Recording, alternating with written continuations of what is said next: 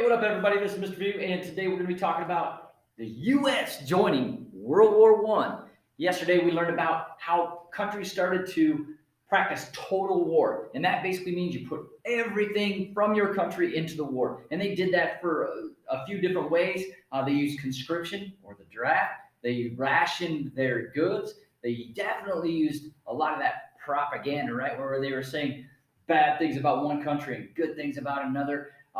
They had forced labor. They did a bunch of different things in order to basically put all of their resources towards winning the war. And you had to, right? Because otherwise, those people in France were going to be speaking German, or those people in Germany were going to be speaking English. So you really had to put everything you had into the war effort because it was do or die, right? Your country's way of life could have gone away. So everybody was joining different sides. The Allies grew by a couple of countries. The Central Powers grew by a couple of countries. And so you had really total war and a huge world war at the same time. So it was very interesting. It's getting good, right? This trench warfare is making it so no side is really gaining an advantage. It's a stalemate. And that basically means it's a tie. Nobody's really winning all that much. I mean, they're winning a mile here and a mile there, but nobody's gaining a whole lot of chunks of land. So nobody's just dominating the war at this point.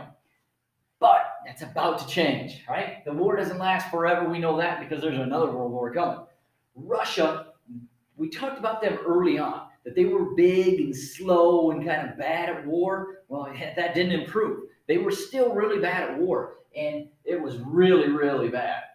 There were not enough supplies for their troops, so a lot of their troops were going hungry, and they didn't have enough, whether it was blankets or clothing or things like that, weaponry, not enough weapons. So they were going into war a lot of times, and one guy had a gun, and the other guy behind him had bullets. And when one guy got shot, the other guy would grab a gun, put the bullets in, and bam, they go. So they were sacrificing their young men in these wars. And the Russian people, they didn't like these stories at all, right? It's one thing when you hear about people dying in war. It's another thing when you send your son to be sacrificed because they don't have enough guns or bullets. So the Russian people were getting very, very upset at what was going on because they're just sacrificing their men. They're just throwing a bunch of dudes in battle and eating bullets, if you will. Their government was very corrupt. Now, they had a king at this point, and the people really didn't like him. And they definitely didn't like the leadership and the way they were being led into this war, how the war was playing out, all these people dying. There was very bad leadership. There was also a famine at home. So the people in Russia didn't have enough food themselves. And so society is just crumbling. And when the bulk of the people are upset, there's going to be a problem. There's going to be a revolution. And that's exactly what happens in 1917 in Russia. There's a revolution. And the king gets overthrown and, ironically enough, killed. So we'll talk about that next unit. But for now, you just know that there's a revolution that happens in Russia. They overthrow the king. The communists take over. And all of a sudden, they're out of the war, which is great news for the Central Powers, right? Germany is like, whoop, whoop. Now we've got some great things going on because Germany, they don't have to fight two sides anymore. Remember, France was over here, Russia was over here, and they were having to fight both sides. So they had to, split their troops. Now they don't have to do that. Now they can just concentrate on one-sided war, which is awesome for Germany. Not so good for the Allies. But not for long, because here comes the good old US of A. America, suckers. That's right. USA, we were supposed to be neutral. That means we weren't supposed to be supporting either side in the war. But that's not true. We were sending supplies to the Allies. We were sending them weaponry. We were giving them money. We were setting them up to succeed. Germany doesn't like this a lot, right? Germany doesn't like this a lot. So they start sinking ships, supply ships and things like that. And we basically said, you can't do that. You can't sink our ships. We're neutral. But that's not really true, right? So if I'm in a fight with Withers every day, right? Every day I get in a fight with Withers. But every day before that fight, DeCoster gives him some brass knuckles. And Withers used that to pummel me. Bam, bam, bam. and drills me, knocks me out like every day. Wouldn't it be fair if I see DeCoster in the hall to punch him real quick and say, hey, DeCoster, you can't keep giving Withers stuff to beat me. And that's what was going on. The United States was DeCoster, and he was giving brass knuckles to the Allies every time. The Germans said, you can't do that, and started smacking the United States ships, which we had a big problem with.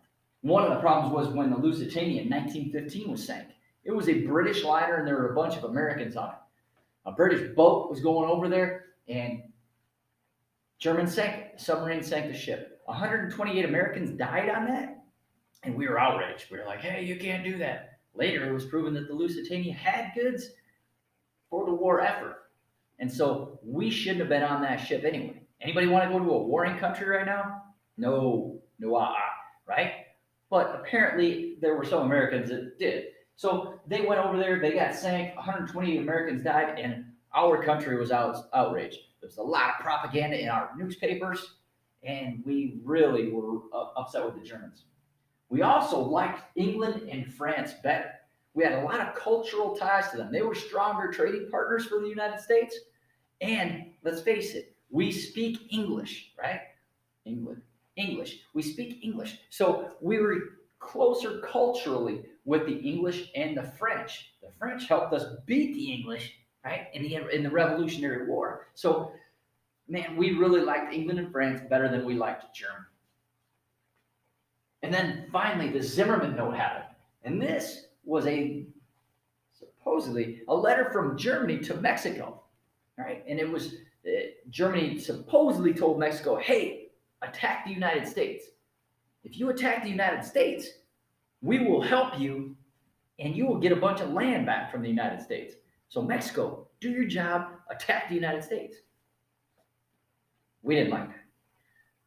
So apparently the Allies got a hold of this note and they said, look, United States, look what they're saying about you. Look what Germany's saying about you. They want Mexico to attack you. You better do something about this.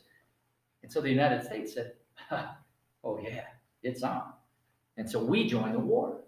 April 1917, just as the Russians are getting out, we are getting in. And here we go. World War I for the good old US of A. And here we come throwing haymakers. Wow. That does it for today, and I'll talk to you soon.